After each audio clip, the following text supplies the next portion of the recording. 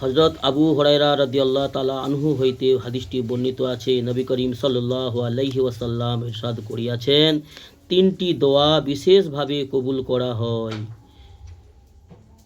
তিন শ্রেণীর ব্যক্তির দোয়া বিশেষভাবে কবুল করা হয়, যাহা কবুল হওয়ার মধ্যে কোনো সন্দেহ নাই। যাহা কবুল হওয়ার মধ্যে কোনো সন্দেহ নাই। 1 নম্বর, সন্তানের জন্য পিতার দোয়া।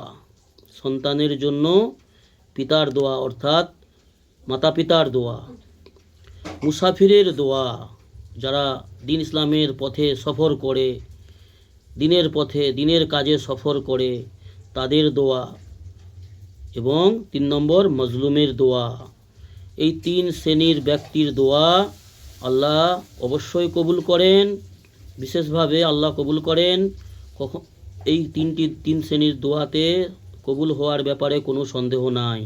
1 নম্বর, সন্তানের জন্য পিতার দোয়া। 2 নম্বর, মুসাফিরের দোয়া আল্লাহ কবুল করেন, যারা দিন ইসলামের শিক্ষা অর্জনের জন্য, দিন ইসলামের জ্ঞান এলেম হাসিল করার উদ্দেশ্যে এবং দিন ইসলামের পথে, আল্লাহর পথে যারা সফর করে তাদের দোয়া আল্লাহ অবশ্যই কবুল করেন। 3 নম্বর, মজলুমের দোয়া। মজলুমকে আল্লাহ ভালোবাসে, জালিমকে আল্লাহ ভালোবাসেন না। জালিম করনেওয়ালাকে আল্লাহ অপছন্দ করেন। আল্লাহ আমাদের তৌফিক দান করুন মজলুম হয়ে বাঁচার, মজলুম হয়ে মরার। জালিম হওয়া থেকে হেফাজত করুন, জালিমদের সাথী হওয়া থেকে আল্লাহ হেফাজত করুন। আল্লাহুম্মা আমিন।